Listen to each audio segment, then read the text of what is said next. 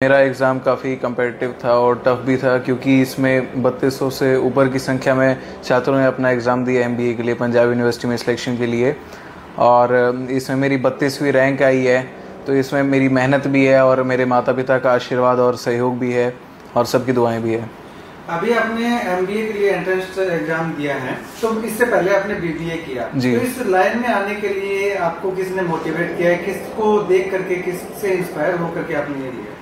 मेरे पिताजी ने मुझे कहा कि बीबीए करो, ताकि क्योंकि उनको ये इंटरेस्ट है कि मैं आगे बिजनेस फील्ड में जाऊं और मेरी भी बिजनेस में काफ़ी अच्छी रुचि है, इसलिए मैंने बीबीए चुना। और मुझे बीबीए से काफ़ी कुछ सीखने को मिला, जैसे लीगल एस्पेक्ट्स मुझे देखने को मिले और उसके अलावा रिटेल में बहुत अच्छा मुझे एक्सपोजर मिला, मार्केटिंग में बहुत अच्छा, कंज्यूमर बिहेवियर कैसा होता है, ये सब चीज़ें। तो अभी अगर बात करें तो इस लाइन में आपने एक बड़ी उपलब्धि ली है। अक्सर देखा जाता है कि नेताओं के बच्चे जो वो नेता पॉलिटिक्स में जाना चाहते हैं, लेकिन आप बिजनेस लाइन में जाने का क्या रीजन? देखिए, ऐसा कुछ नहीं बिजनेस लाइन का, मुझे बस बीबीए में रुचि थी इसलिए मैंने की। और मेरा शुरू दिन से पढ़ाई में बहुत अच्छा टच रहा है। 12वीं तक मैं थोड़ा कम पढ़ता था, उतना नहीं, मेरे आ जाते थे 85 से 90%, ज़्यादा नंबर तो कभी हासिल किए नहीं। पर कॉलेज में जैसे ही मैं हुआ तो जैसे first second third in positions पर मेरे गुरुओं की मदद से जो कि है मैं हासिल कर पाया। और अभी पंजाब यूनिवर्सिटी में भी जो एग्ज़ाम हुआ वो भी मैं अपने गुरुजी गौरव वत्स सर को भी क्रेडिट देना चाहूँगा, क्योंकि उन्होंने मुझे काफ़ी प्रोत्साहित किया पढ़ने के लिए और मुझे अलग से क्लासेस भी दी। और साथ में मेरे शुभम सर भी जो मुझे ट्यूशन से पढ़ाते हैं, और दीक्षा की मैंने बुक यूज़ की थी एमबीए के मैंने एग्ज़ाम देने के लिए जी।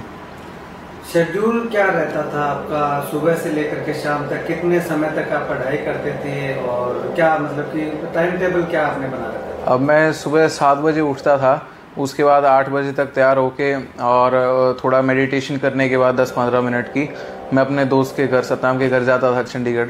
तो वहाँ पे मुझे आधा घंटा पहुँचने का लगता था। मैं 9 बजे पढ़ाई शुरू करता था और लगभग 4 बजे तक मैं लगातार फुल स्ट्रेच पे पढ़ता था। लगभग 7 से 8 घंटे की मेरा पढ़ाई रहती, जिसमें 3-4 घंटे कॉलेज की पढ़ाई और 3-4 घंटे एमबीए के एग्ज़ाम की, क्योंकि मेरे कॉलेज के भी अभी एग्ज़ाम फ़िलहाल ही हुए हैं सेमेस्टर 6 के। और उसके बाद मैं 6 बजे जिम चला जाता, 8 बजे जिम से एक इंटेंस वर्कआउट करके और अपना पोस्ट वर्कआउट मील कंज्यूम करके जो कि है मैं घर चला जाता और उसके बाद ट्यूशन से फिर सो जाता। बड़े घराने के आप लाडले हैं, परिवार का कितना सपोर्ट रहा? हालांकि आपके दादाजी कई बार सरकार में मंत्री भी रहे हैं जी। परिवार का सपोर्ट कितना रहा? परिवार का बहुत अच्छा सपोर्ट रहा हमेशा। मेरे दादाजी, मेरे माताजी, मेरे पिताजी, मेरे मम्मी, मेरी बहनें, इन सभी ने मुझे बहुत सपोर्ट किया है। और जब भी मैं पढ़ने लगता तो मुझे कभी ये नहीं कि ध्यान से भटकाते, बल्कि हमेशा यही कहते कि परिवार के जो भी शादियाँ ये सब बाद में हैं, और या फिर कोई भी फिजिकल वर्कआउट के लिए वो कई बार कहते थे कि पढ़ पहले, जिम बाद में जाना। मेरे एग्ज़ाम चल रहे थे तो मुझे दादाजी भी कई बार कहते थे कि बेटा कल तेरा एग्ज़ाम है, आज जिम छोड़ दे, एक बार कल एग्ज़ाम की तैयारी कर ले। हालांकि फिर भी मैं जिम नहीं छोड़ पाता था, क्योंकि कोई बास्केटबॉल खेलते, कोई फुटबॉल, कोई क्रिकेट, तो हर एक ही रुचि होती है। पर हाँ, मैं एग्ज़ाम के लिए हमेशा तैयारी करता रहा और सभी का सपोर्ट रहा। 3200 स्टूडेंट्स ने, आपके साथियों ने इस एग्जाम में हिस्सा लिया, लेकिन सिलेक्शन जो है वो कुछ एक लोगों का ही होना है।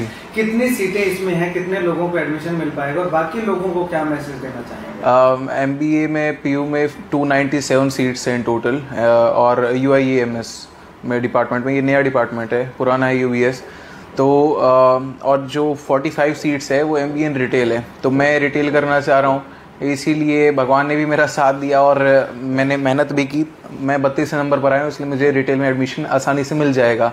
और जिन स्टूडेंट्स का एडमिशन नहीं भी हो पाएगा के कारण से, उनको भी मैं आगे के लिए बेस्ट विशेस देता हूँ कि आप कैट का एग्ज़ाम दीजिए या फिर लॉ का एग्ज़ाम दीजिए, थियर लॉ, या फिर एमबीए का भी अगर देते हैं तो आप हार्ड वर्क कीजिए, मेहनत कीजिए। आपके पास बहुत टाइम है और अलग अलग यूनिवर्सिटीज़ हैं जिनमें आप कम्पिटिटिव एग्ज़ाम क्लियर कर सकते हैं। और जिनका सिलेक्शन हो चुका है साथियों, हम यूनिवर्सिटी में मिलेंगे, एक दूसरे के साथ सहपाठी होंगे।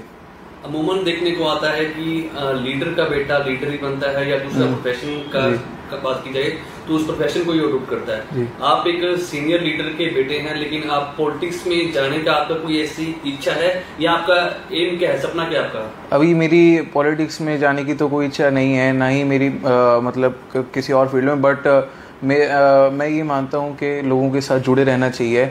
और फ़िलहाल तो मैं अपनी MBA की तरफ ज़्यादा ध्यान दूँगा कि ताकि और अच्छे नंबर लाऊँ और यूनिवर्सिटी में MBA में भी टॉप करूँ। और बाकी समाज सेवा तो मेरे परिवार, मेरे दादाजी, मेरे पिताजी, मेरे भाई, मेरे बहनें और सब करते रहे हैं, और मैं भी आगे समाज सेवा करता रहूँगा, बिज़नेस भी करूँगा अपना, और बाकी जहाँ पे किस्मत ले जाए वहीं पर चल पड़ेंगे।